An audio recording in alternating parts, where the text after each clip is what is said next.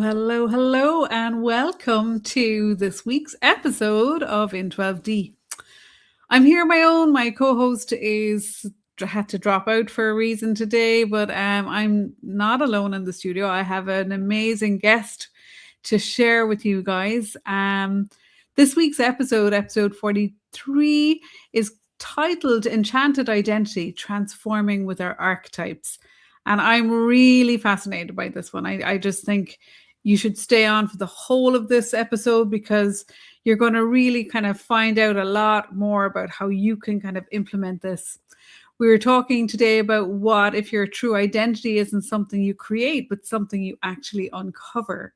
And our special guest today is Yamilca Rodriguez, who's hailing from Kentucky in the US. She's an old friend we met many years ago, and then we bumped into each other, as you do, in a conference in the UK, and we just kind of sparked up our friendship again. So a huge warm welcome to you, Yamilca. Thank you so much for coming. Oh, thank you for inviting me. I'm so excited to be here. So Yamilca you're the founder of Bespoke Branding, and then you were a former brand leader with Procter Gamble. So you've come out of the corporate, and you've really started to work with this. And from what I can understand from our conversations, it's really going a lot deeper than just kind of surface level. So do you want to just drop in when you made that transition, maybe from corporate into starting this branding using the archetypes? How did that come about?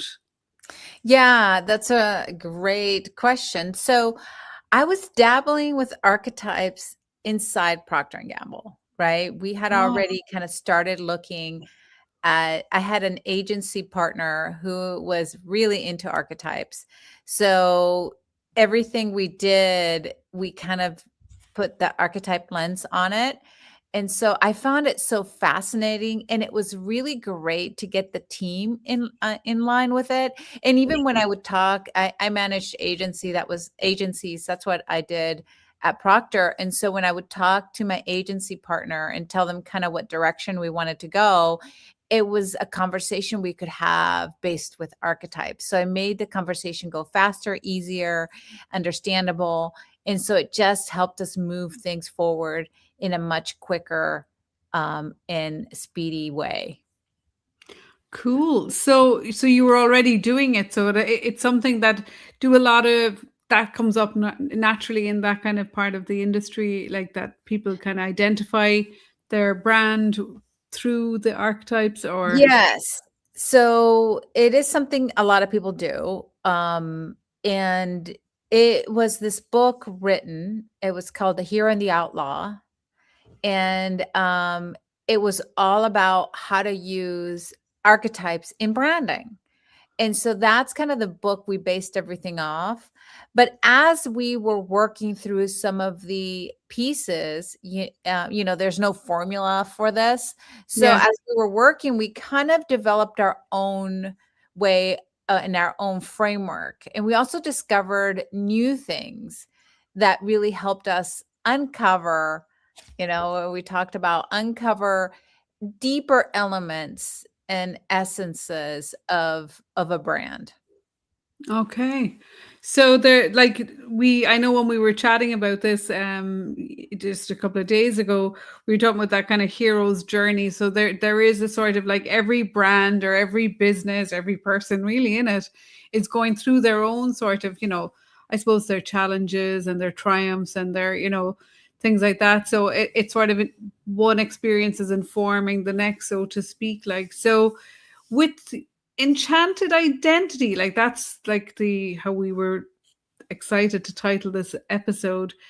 How do you want to just dive into the enchanted part of that identity, like Yeah, the so I want to kind of tell you how Enchanted Identity kind of came to be.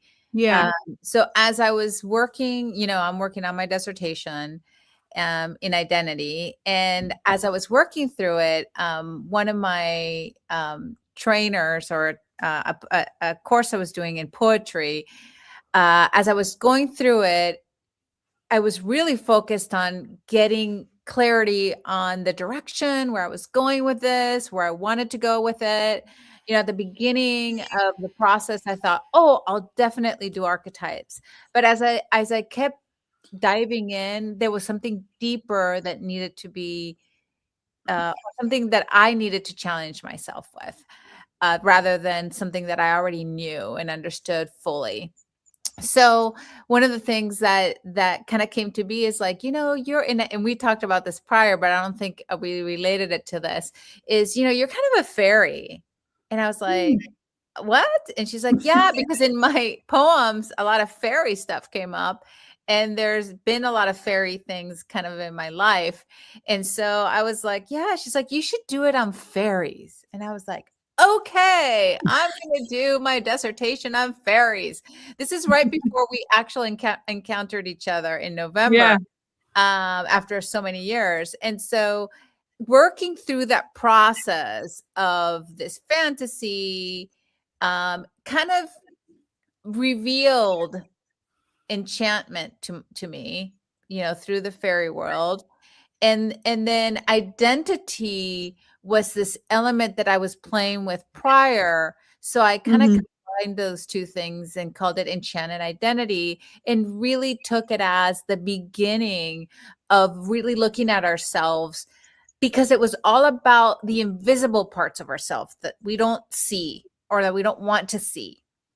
And so it was really important to me to bring in Enchanted to understand what are those invisible parts of ourselves or unconscious parts of ourselves, right? Bringing psychology Mhm. in. And how do we use that to understand our own transformation? So when you're talking about those parts, is it like our shadow aspects? Is it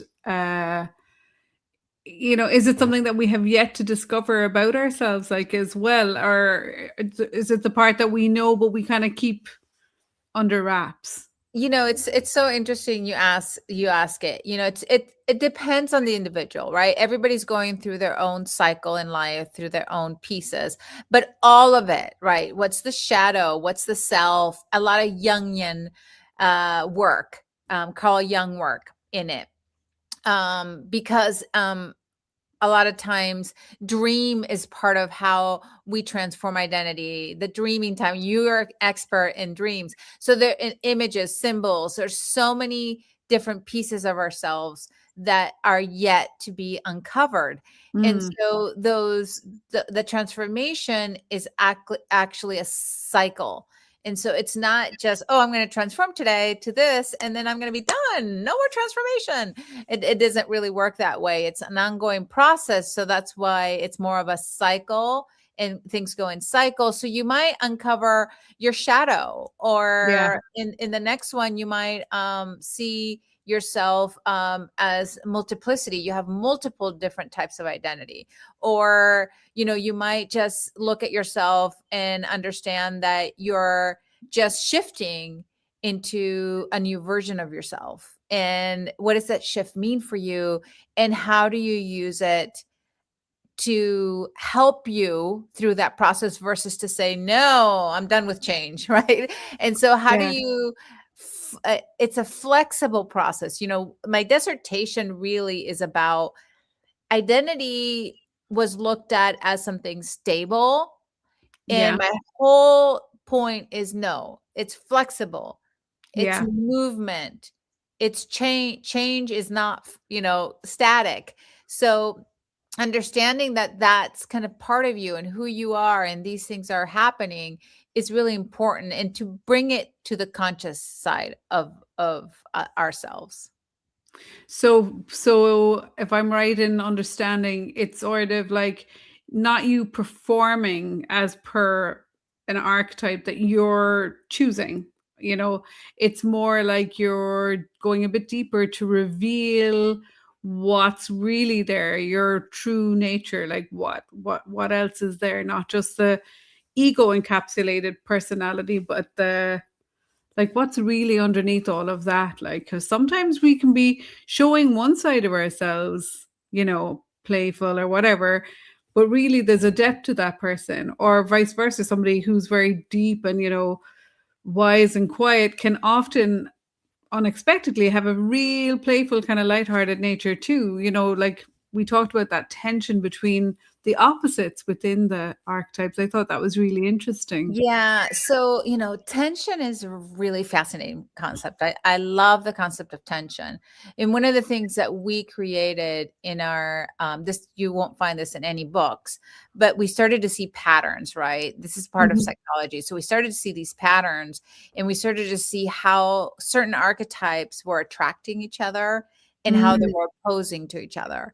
And so we were able to, with the 12 archetypes, we were able to create a tension between two of them in the opposite axes.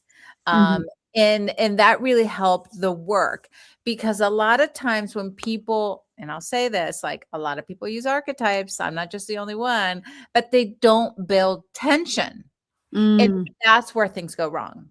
Okay. okay. Because if you're just going to build your brand on a certain archetype, that's great and all. But the problem is that you're not going to have any interest. There's nothing exciting about it. The whole point of building an archetype is to build tension. And I say this because, there's stories, Joseph Campbell with The Hero's Journey. There's stories that if you don't have tension, there's no story, right? Yeah. You go to the movies and you go to feel the tension, right? The hero comes out, and then all of a sudden he he rejects the call to adventure, and it's like, no, I'm not going to do this, and then all of a sudden he's doing it. And Yeah, then yeah. the whole reveals all the tests and challenges that he confronts to get to a result. We call it the elixir, but sometimes the elixir is not the answer. He gets the results he was looking for, but there's a deeper transformation that occurs, right? Mm. So all those things, when you build tension, it builds interest. Yeah. That's really where it kind of connects with the reader or the audience or the end user, the person who's seeking, whether it's a product or a service, or even when you land on a website, you can see straight away whether it's calling it's there's something that calls you in, that curiosity is drawn. And so, like, I used to use archetypes myself, but not like this, so that's why I find your work really interesting, because when I worked with archetypes from a meditation perspective, what I had learned was you can just invoke the quality of an archetype, whatever you needed at a given time. So, like, if my kids were going for an interview for a job, I was just like, invoke kind of Richard Branson, or, whoever your kind of hero would be in that industry. Or, if I was doing a presentation in a corporate environment and I really wanted to engage, I was like, oh, who would do a really good job of this? I had a teacher in mind that I had trained with, and I was like, I'm going to invoke that person. And honestly, I remember that day, I felt like I'd even started speaking like that person. It's a guy and he's American. You know what I mean? I started to, like, my psyche really believed that we were doing this, So I had started off more experimental doing things like that. But my understanding was that there was a sandbox with all of the archetypes, and you could kind of pick or choose. But I think your system is a bit different, because you're just saying it's more related to who I am as opposed to who I think I might would like to be. If that would that make sense? Yes. That and that's a great thing to bring up, because I do want to say that there's different ways to use archetypes, right? And Okay. archetypes aren't just the 12 archetypes that we talk about and that Young talks about. Archetypes can be, like you said, a character or somebody from a movie, or a goddess or a god, that we bring in. And when you do it in that way, it's a little different thing that you're doing. You're kind of bringing them in to help you decipher some things, to help you either empower yourself or get the knowledge that you need in that moment. And those archetypes are great pieces of symbology that kind of come in, and you understand what it kind of means to integrate that archetype into that moment in life that you need it. The way that we use archetypes in branding which is a little different. And through this identity, what I call this uncovering this identity or enchantment identity, is we look at what's your foundational archetype. So what is the foundation? What is the archetype that you came in this life with? Right? We all have a certain archetype, a primary and a secondary archetype that we came in this life with. And so what we do is we uncover that through a series of questions. And then once we get to understanding your archetype, I kind of help you understand, okay, is this it? Is this, does this sound right? And a lot of times I get people like, are you a psychic? Or, you kind of pinpointed me. And it's not, because I just know how to work psychology. And psychology is a patterned kind of system that we can see across human beings, right? If you're a Mhm. human being, you can type yourself with an archetype. If you're not a human being, then it's a little bit harder to do.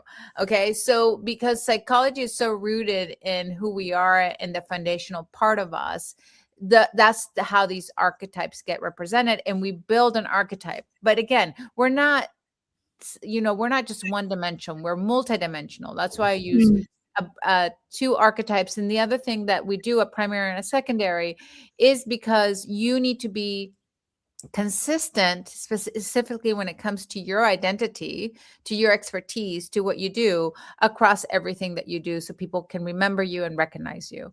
Okay. Mhm. That's what archetypes also do, right? If we were Heckle and Jide and we were trying to be different archetypes and trying to, oh, I'm going to bring this archetype and then I'm going to use this one, people are like, who is this person? Like, Yeah, yeah, I different get it. different characters. What is she? And then you can't set something that becomes consistent across Mm. time and that people can see you as that individual. So that's why it's really easy to understand brand archetypes through an actual product, right? Yeah. So we used, when I was working with billion-dollar brands at Procter Gamble, we would create these stories because it was easy to use archetypes, create the story, define the archetype, define the values, the character, and then we would build this whole story around this character that wasn't a human, right? And so, but it was Yeah. consistent, and we were able to tell stories and things like that that you can't do with a product unless it becomes alive, and unless it's humanized, right? And so a lot of times you can see that a lot of these products that are really well done are humanized. They humanize the Mm. product.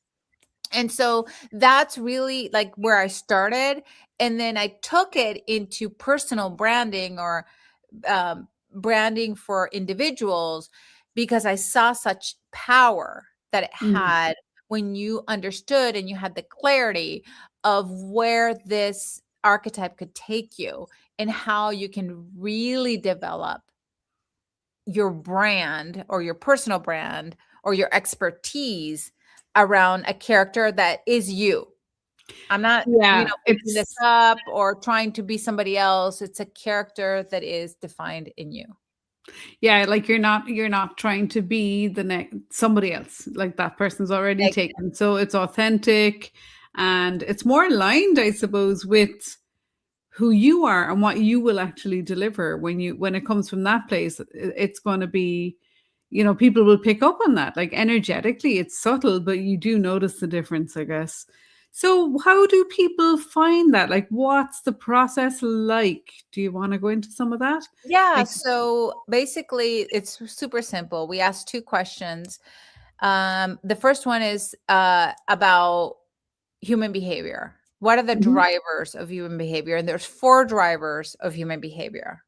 There's a stable driver, there's a dynamic driver, there's a belonging driver, and there's an independent driver. So those are the okay. major drivers, okay, those four. And so first of all, we want to see where your percentage is bigger. Not, people are like, well, I have a little bit of this. Yes, we all have a little bit of all of them. But I want to understand where your percentage is bigger. Are you more about relationships? Or are you more about challenging and simplicity? Are you Mm, more about control? Or are you more about being free and being, out there and doing different things? And so really understanding what drives you is primary. So once Yeah. we understand that, we go into the second phase. Once I know your driver, that eliminates 9 characters, right? And there's only Yeah. 3 left in that driver. And so then instead of asking you, are you this archetype or this archetype? I asked you, what, I have a quote that gets you out of your head and into Mm. your heart, Mm. right? And that's the main piece, because we don't want to analyze these characters. Yeah. They need to come from within you. So that quote kind of helps you disassociate and say, oh, this is more like me, or this is not like me. And then you kind of pick out of those 3, one. And that one gives you your primary archetype. And so once you Okay. know your primary archetype, we use that to develop your entire story, to be consistent, with social media around and all these things. This is a great thing for all of us, because we can be an expert in our own area, but we have to be consistent. So it gives us a language that then we can use to be consistent across everything that we do. So when you say a word or a phrase, people are like, oh, I know who that is, right? Or Mhm. instead of saying, I know what that brand that is, you're like, oh, I know who that is. And it's really interesting, because my nephew, he's 7, and he recognizes these, brands. And he's like, if I don't have that brand, then I don't want it. I don't want Yeah. Yeah. a fake brand. Yeah. It has And to be the real deal. Like, yeah, yeah. he's like, I don't want fake Oreos. I want the real Oreos, or, things like that. And so it what happens is that consistency gives Yeah. us a personality, and that's who we connect to. Yeah. That's really like how brands get successful, I guess, because they are the real deal and it's the one that everybody wants. They don't want the fake version or the version that's kind of, copying it.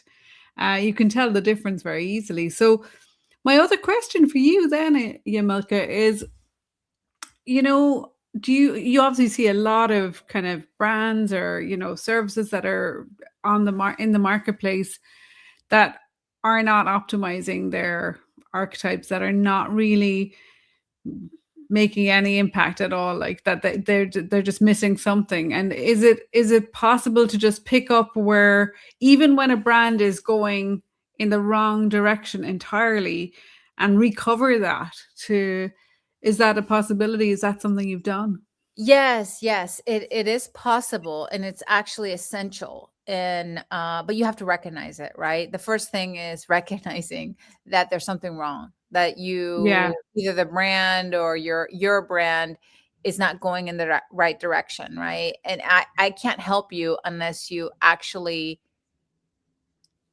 recognize that, Yeah. understand that that is an issue, right? In the study that I'm doing, the way transformation happens, the first thing happens is rupture. Something Okay. rupture, something blows up, some problem surfaces, right? And that's when you have to do something, like either change or modify, or do something about that rupture. And so the first thing that you do is you look at your brand and ask the tough questions, right? Okay. So what's happening to the brand? Am I differentiated in the market? Am I differentiated against my competitors? If I'm not, what's happening? Why am I not differentiated? Am I getting the right leads? Okay, I talk about super fan in my whole piece, because instead of avatar and all those things, you have a super fan, one Okay. super fan that loves everything that you do. And I think that's important to know. It's not that you have one person. Yeah. It's that if you can focus on that individual, it gives you a broader effect, right? If we go after everybody, then we have nothing. And so Yeah, yeah. that's really the concept of a super fan. And I think a lot of times it's hard to understand that because, especially for big companies, they might think like, oh, if I focus on one person, how am I going to make my numbers? And Yeah. so it's not about that. It's about being very clear about who you are and who you're not. Yeah. And a lot of times I see these brands that they're all on top of each other, right? Mhm. And there's no clear differentiation between the bundle. And I think people don't, sometimes don't see the opportunity that they have bringing in tension. That's where you when tension becomes like a really critical and important piece, because then you're like, oh, I'm not differentiated. Why am I not differentiating? Because you're speaking like very closely and you're not bringing interest in. So that tension brings in that interest. But when you know your character, you have to go for that specific tension, because if not, it's not going to make any sense. And so, Mm. and I call that your super fan, right? Because we are attracted to opposites. Yeah, Opposites attract. It's a fact. And so when we look at that opposite, we want to attract that opposite. What happens when we attract a lot of people say, okay, who's your avatar, who's your ideal client, and they're all like, oh, well, it's somebody like me. And I'm like, no, it's somebody no. exactly not like you. Because when you Yeah, attract somebody like you, what happens is that they're like, I can figure that out. I can do it myself. I can kind that's of, true. understand that, or, I can do my own home remedy. But when you get that person opposite to you, they're like, I need her. She knows what she's doing. I'm just going to follow what she does. I'm just going to do what she does because she knows and I don't. And so Yeah. that's really the key piece, is to understand who that opposite is and then create language. Okay, get this. This is the key here. Create language that brings intention. Okay. Okay. So your brand has a language. Your super fan has a language. You have to have a language that bridges both of Okay. those. So you can attract your super fan and Yeah. you can be on brand. And that's the key. And not people aren't doing that or using that as part of their strategy. And is that where you do, like, you have to ask all these questions and you have to really ascertain those what that opposite is? Like that's really the critical part I'm understanding now. So, um it's so fascinating, isn't it? Like for me, it makes so much more sense. Like I never thought of it this way, but it really makes a lot of sense. So like you're looking for the complete opposite to you because you have something that they want, or there's some aspect of you that they desire, or see through. Like, are they then going to get that? Like, what's the kind of the exchange? How does that happen then in the Yeah. market? Like, So it's really, I think the questions are really great, because let me, before answering that question, I want to go to something that's really critical, that we went into it a little bit yesterday, is this whole space of AI, right? oh And yes, okay, so we ask AI to do this, and AI kind of just comes out and gives us blob or a blah, and then we copy and paste it, and we think that is going to help our brand. And AI doesn't know anything about us. true, And sometimes even people are like, "Well, how do I describe myself to AI? How do I?" They don't even know how to do that. Like everybody's like, "Oh yeah, just put your character in there." And it's like, I don't even know my character. A lot of people are like, "I don't yeah, know what yeah, that is. How do I put my character in there?"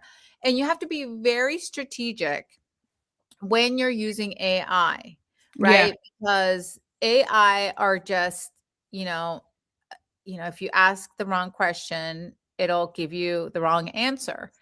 And True. so I think one of the things that has been really successful with this methodology is telling AI your character, like I am a lover or I am a, ruler or an explorer.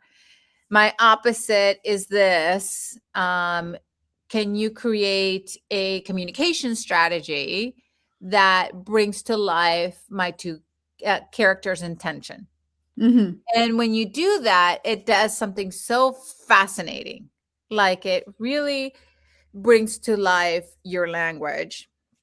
And then you can code that in Hmm. to the AI program and ask it to give you social media posts, newsletters, documents, whatever you're creating.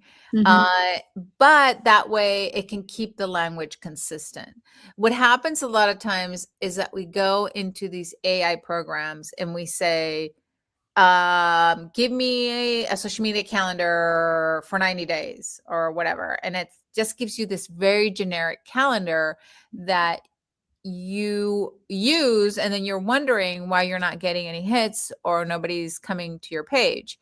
And so it's really important to give it the right information so the output is great. I used to, when I started this work, there wasn't really AI programs, and I would do this all on my own and create all this language and all these things for my client. And now it's so simple. You can actually code it in, Okay. and now it's creating something for you. And you can use the opposite, and you can kind of really use it to bring it to life much more. Do you have a preference when you're codifying like that for yourself or for a client? Is there one AI tool better than others, that really can do this efficiently? Like it feels to me like I think you were working on something where you were looking at an AI archetype brand identifier, sort of a tool. I'm not sure how that's coming along, but is there one in particular, or what direction do you go? Because there's a lot of tools out there. No, yeah, there's so many tools out there. So I'm gonna be completely transparent and say I started with chat because obviously chat was the one that was available and you could code in certain characteristics. And Yeah, so we started in chat. Um, what we haven't really switched over to Claude and tested that out yet. But I've been using Claude a lot lately, and I think it has potential to actually do a better job. yeah. And one of my clients, where we had coded everything in chat because that's what they were using, the systems they were using, they just called me up and said, "Hey, we're switching everything over to Claude. Do you think you can switch it over to Claude?" And we think that it is possible. We haven't tried it yet, but we said yes, we can go ahead and do that work if you want to, because now Claude just wasn't where we needed it to be when we started this project I last get you. year. Yeah, yeah. But I think now we can really code it into Claude. So which one is better? I mean, I would say chat. That's where we started. It still works well. It still does things well. I actually had a client that wrote me and said, I've never had so many people sign up for my offer until I started using your coding, your archetype Wow. coding piece. And so because it just defines the problem, and it stays in Mhm. your lane. And so like, I think you can do it in Claude, but I can't say that I've used it for that. I'm in the process of starting to really get into Claude, and you know this because we've been talking about it. I love how it's working, and I love everything that it's doing. I think it's possible, but I haven't started there yet. Cool. Yeah, I have a friend who's been using, a few different AI tools, and she seems to have kind of something going on with each one, and then sometimes she kind of cross pollinates them. She passes Yeah. them over, and I think we're living in this kind of AI world now, and it's best to kind of get in there early and really get to know it and understand it. And I really do believe that we can bring AI into our day to day. I know a lot of people have a lot of fear around AI. They're worried about people losing their jobs and everything. But the way I see it is, what if it makes our jobs and the work that we're doing so much more efficient, and frees up our time so that we can go and hang out in galleries or cafes or go listen to live music or spend time in nature, where as opposed to in front of a computer, because you can just set the computer to work and it can do that. And, so I'm a big fan of Yeah, work I'll from home. tell you, my productivity has gone up since Yeah. I started using AI. I just can do, I mean, I was fast. So I would just say that I was fast already, but it's made me even way faster. Like I just have this thought and I can get it out on it. I actually sometimes have to stop myself, like, Yamilca, don't do this because, once you get started, you're not coming out. You don't have time for this today. But I do believe that it's just an incredible tool. I don't think you take it completely as a given. Yeah. Obviously, like you have to bring in your own thoughts and your own strategy and your own critical thinking. Um, and the other piece to this is I teach a lot of design thinking, and that's all about creative solving problems. And Hmm. um, so when you solve problems creatively, you use your critical thinking. And I think you can use that to make it even better, right? I don't think Chat or Claude is going to answer all your questions. I think Yeah. it's a tool like everything else. Like what I do is a tool. I have to code it correctly though, right? I can't just go and say, hey, I'm just going to do this. It takes, you have to know what you're doing to code it and make sure Yeah. all the communication is in there. And then when you put it in there, it's always using that as as to get your information from. I think we think that we just say something and it just happens like that. Yeah. And it really doesn't. You have to use a lot of your own intuition and your thoughts and what you read, everything that you read and you take in and all this information, and then Yeah. you can put it in the system and then it organizes it, right? What it's been great for me, because I'm a very creative visual kind of individual. I know you are too. What's been great for me, it helps me organize my thoughts, because my Yeah. thoughts are like, my husband always like, you were over here and now you're over here. Like, how did How you do get we get from there? here to here? And it's just the way my brain works, right? So my Mm. brain is always like just everywhere. And so when I put thoughts in, they're like all over the place. And what Chat and Claude has been able to do for me is really organize those thoughts. And sometimes, which is great, sometimes I put something in and it's like, why did it say that? Like, that's not what I wanted. Well, that's what it understood. So obviously, I'm the one doing it wrong here. Yeah, a big dose of discernment is really necessary as well when you're using these tools. And they always do say, like, read the small print. It does say you have to check everything. You can't just copy and paste it all in and hope for the best. It's down to your own discernment and how you engage with it, like what you're inputting and what you're taking out of it. It's a process too, I guess. You know what I mean? But like you said, I love how it organizes our thoughts, especially when you're very Vada. We studied Ayurveda at the same time. So the Ayurvedic kind of world, like that's what I love about my version of ChatGPT, because it responds to me through the eyes of Ayurveda, because I ask everything through that kind of, those glasses, and it gives me really good kind of insights. And I've been thinking about ways to help my clients, and you probably do the same, to use it for their kind of daily routine or how to get themselves back in balance, from the Ayurvedic perspective, or just from kind of taking better care, like self-care and things like that. So do you find that, does your work go into kind of people's individual kind of inner work as well? Is there an element of that? That's a really great question. There was a point where I was calling myself the brand therapist because I felt like I was doing a lot of therapy.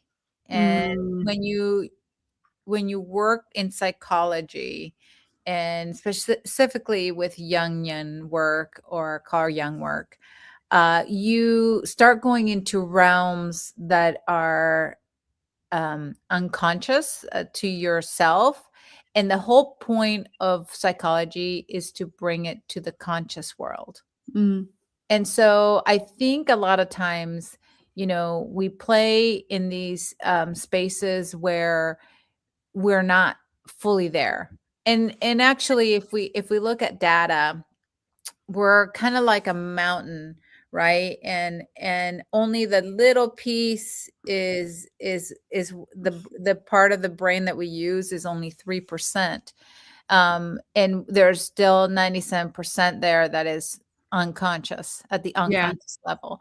So I think a lot of times we have to kind of think through and understand where we are in life, and how, and help other people, because that's the whole point of your question is, do you get into some psychological or therapy kind of elements? And I have to. There's no way yeah, out of that. Because I'll tell you, I've gotten clients where they get stuck, and yeah. they're like, I don't think I'm ready for this. I don't think I'm ready to put in that position. And they might not be ready, right? And that's Mm, okay. You're not ready, don't do it. But it's that fear that yeah. stops us from fully being who we are, right? And it's so interesting. Like, we went to see the Michael Jackson movie, and it was so much. I mean, I couldn't stop dancing. I just got up there and started dancing, At the and movie.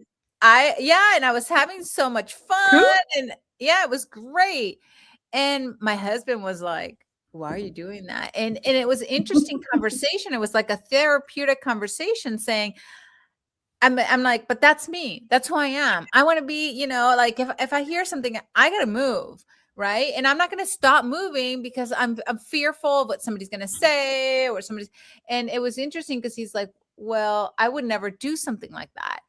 And he's 6'4", and he says that, if when he was a child, this is a child thing, this is where therapy comes in, right? This, as a child, he didn't want to be looked at because he was so tall already. Ah, Anything he did, everybody was looking at him, right?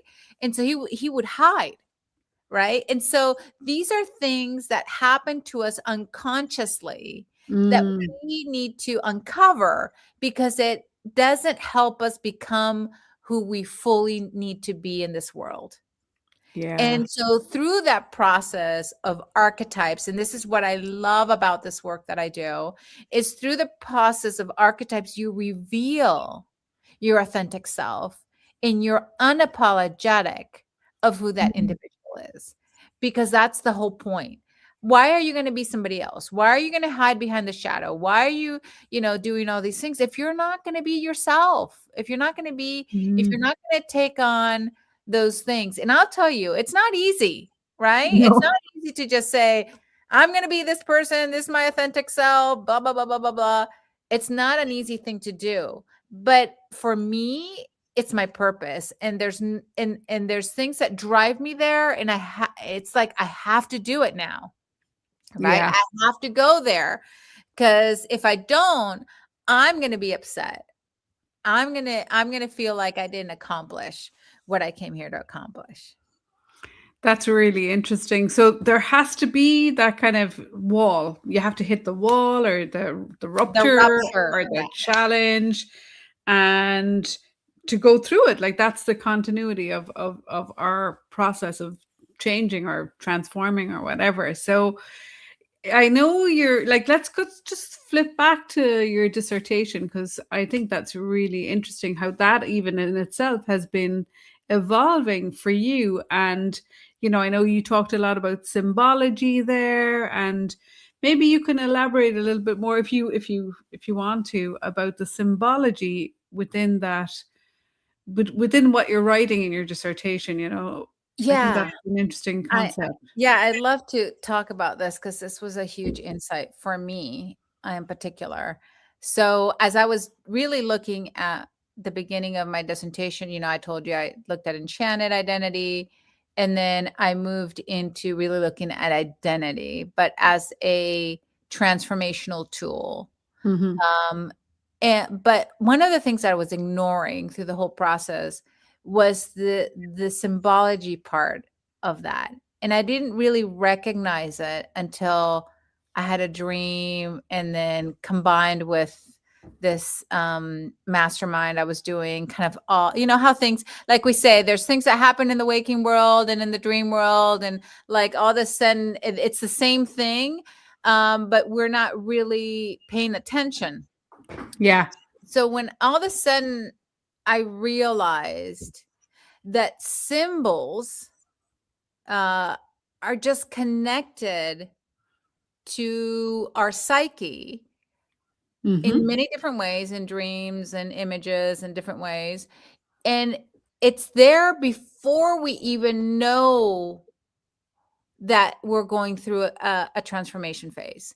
And so basically it's telling us, hey, hello, we're here, we're your symbols, and we're going to walk you through a transformation phase, and you're ignoring it, or you're unconscious of it, and you're not realizing it, and it keeps kind of, right, the synchronicity, it keeps showing up in different ways, and until you can't ignore it anymore, you have the rupture, and then you go through the process.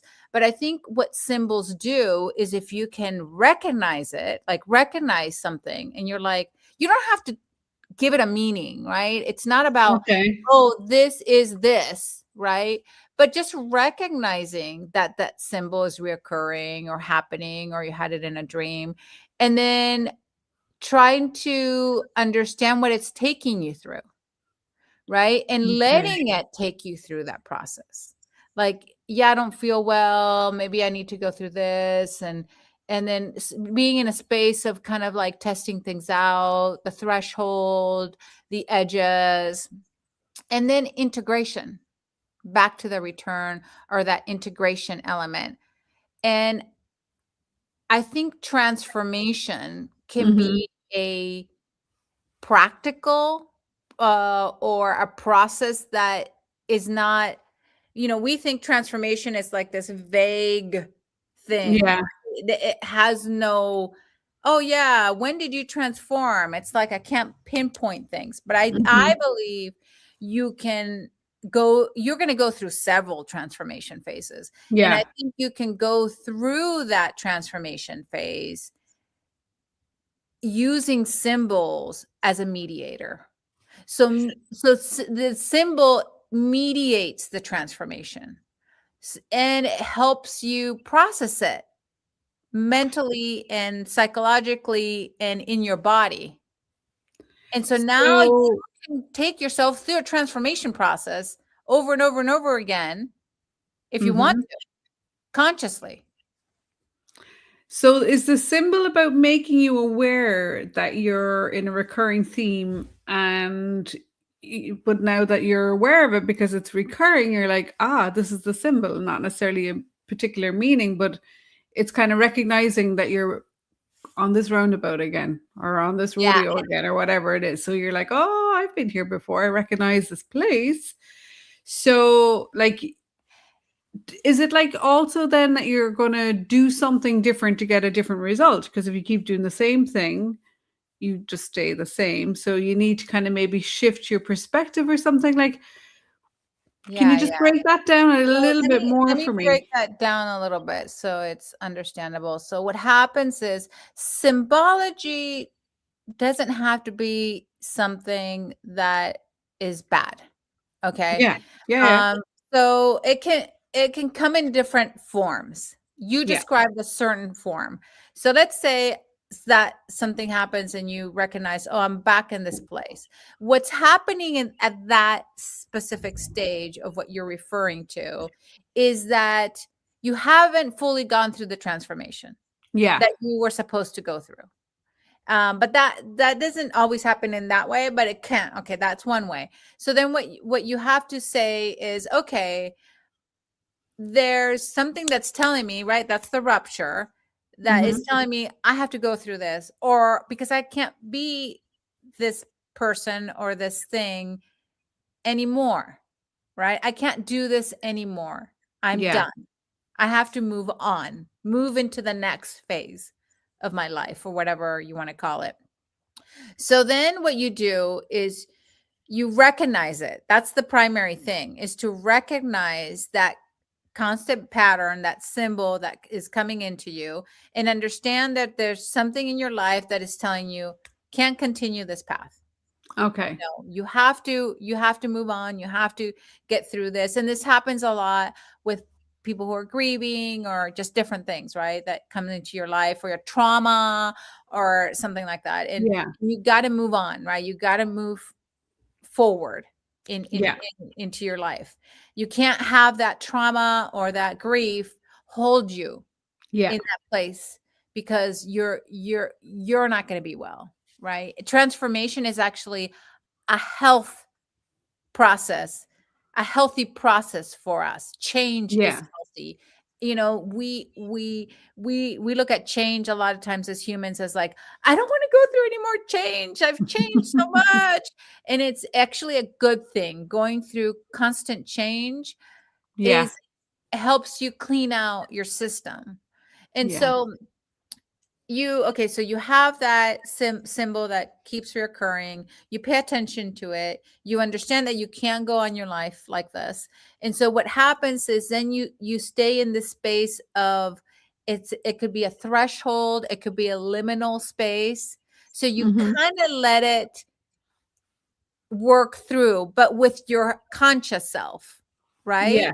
Yeah. So Yeah. work through it in dreams, or work through it in real life, but work through it. Yeah. Yeah. Not like ignore it or run away from it or be afraid of it. Actually work that problem through. And then it takes you to, that's where the transformation happens. When you Okay. allow it to come in and get you to the other side. That other side is the return, right? So that other side is where you've completed, you're integrating Yeah. now that piece that you lost. You leave that other piece out. You kind of let that go, right? Or we say, let it go. You let that go, and you bring in this new piece into your life that you're going to now integrate, and then you're Yeah. going to come out the other side. And then that's a cycle, Yeah. right? It's not like, oh, I came out the other side. Goodbye. I'm done. Shoo, I'm done. No, this is a continuous process, right? As we get old, right? Every year we get another year on us, and that's a cyclical process, right? You were in your 20s, now you're in your 30s, right? Your 40s. And so that's a cyclical process that just happens, and your body changes, you change, everything changes. And so it's the Totally. same thing. Transformation is the same thing, but the symbol is a mechanism. The symbol is Okay. the mechanism that helps you with this transformation. So Okay. paying attention to the symbols in your life Yeah. or something that happened will kind of initiate that process for you. And then you just go through the elements of, okay, let me see what this means. What do I need to let go of? Yeah. Let that go and bring in this new you, this new thing, this new whatever it is, and then integrate it, Yeah. right? So once you let go, this new thing comes, and you then integrate, and then you go back to the process. What happens though, a lot of times, is that we can't let go. Not Yeah, we're attached. Yeah. or we can't integrate. So And what are if kind of if key you don't let steps in go, the we in can't integrate. Sorry, go so ahead. let's see with the integration part, like what sort of integration processes are you kind of leaning into there? Is it just acknowledgement? Is it, doing something different? Is it making a permanent change in some, I don't know, way of expressing yourself or doing things or Yeah, so let me give you a very literal example so people yeah, can understand, because I think it's easier this way. Okay, so let's say you started taking some exercising classes, some yeah, weights. Okay. So you let go of your running because your running isn't helping you, and you kind of like, okay, I'm not running anymore. I'm going to do weights. I'm going to do heavy weights. okay, The thing is, I take these weights and I do some weights and I don't really do the full thing. Or I do an hour here, I do an hour there. I don't take it seriously. I yeah, don't integrate it into my life. yeah, yeah, It doesn't work. You didn't even gain any muscle. You just left it. You went back to running. Okay? yeah, That did not change anything, right? You recognize that there was something. You tried it, but it didn't work as fast as you wanted to, or it was too hard, or it was the whole point of change or transformation or is that you are doing the work. It's not easy. It's hard. yeah, yeah. You And have to keep so showing up. and that's where you see those people who transform their bodies. Yeah, That's a literal transformation yeah, because true. they were able to get through that threshold and integrate, right? Yeah. When you integrate, you see results. When you don't integrate, you don't see anything. Like in meditation, we have an integration period after every meditation because meditation is transformational. You know what I mean? It's a purification process. So It is. it's sort of like cleaning out the kind of the mind, it's slowing it down, it's interrupting some of the patterning, it may be self-inquiry, breath awareness, whatever your practice is. But when I'm teaching meditation or teaching others to teach it, the key point is the last 3 minutes where you have to stay sitting. You're not doing any practice anymore, but you're sitting with the benefit of the practice. And that's when the integration of your practice happens. You go into just no, you're not focused on anything, you're not meditating anymore, but you just sit and you just really, like I'll often say to people, really ground your practice, feel your feet on the ground, Let it feel your in. physical body. And just, I always ask people to acknowledge how they feel now, Mm. having completed a practice versus when I ask them to check in how they're feeling before we start. So, and the contrast between how we arrive at a meditation practice and we're frazzled and we are finding it hard to sit down and we're all over the place, and just how that kind of sequence of breath and awareness and things like that can bring us into the state of coherence. But the real key part is the integration at the end.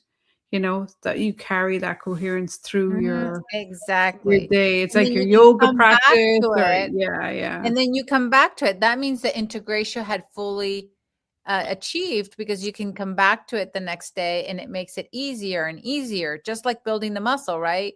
If once yeah. you integrate it, it's easier every day to do it, and it becomes an easy thing and then becomes part of who you are. Yeah, like I found it really interesting when we were chatting about, from a dream yoga perspective, how stuff that's going on in our waking state is usually reflected in the dream state. So if we're having a really chaotic day or there's a lot going on, our dream state can be quite chaotic as well. It can really reflect that. And then equally, if you have chaotic dreams and they're just fragments and it's or night terrors or whatever is going on, you're waking up with that in your system. Like, so the dream yoga is about creating more tone between the waking state and the dream state. And you really, I suppose it's about cultivating your awareness in both states. And I think that's a lot about a lot similar to what you're doing with the archetype work and the symbology, and just being able to help people kind of, I suppose, spot where the wall is, spotting where the, you know, the rupture or the, you know, that interference is, and then learning how to, I suppose, embody that. Is it's a case of embodying it, really, I guess, is it? Yeah, embodying it. Yes, exactly. Yeah. Wow. This has been such a great hour. It flew. Oh my God, Yamilca. You know, if you want to connect with Yamilca and find out more and bring your brand alive, is what I would suggest. I'm just going to put the banner up again of her website is bespokebranding.io, and it should be there below, and it's also in the bio underneath, and in both Spotify and in YouTube.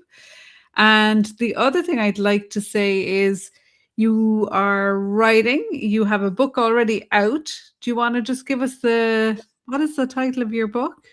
So it's right here. Let me just grab it. Sorry, off camera.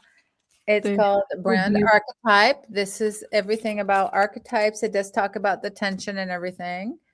This is my Cool. book. I'll be writing one about my dissertation once it's all over, which it'll take about another year. And then I have many collaborative books. But if you want to look into archetypes, this is the book, Brand Archetype. I highly recommend it. I just think it's the way forward, especially if you're going to start using the AI tools. If you can have that kind of inner work or that inner connection, and you bring that in, it's got to be a win-win. So listen, connect, subscribe. Come back next week. We'll be here again. Warm welcome, our gratitude, should I say, to Yamilca. Thank you so much for coming on and giving us your time. And oh, that was such an interesting conversation. Really appreciate it. Thank you so Thank much. you. Thank you. And thank you to all the listeners. See you next week.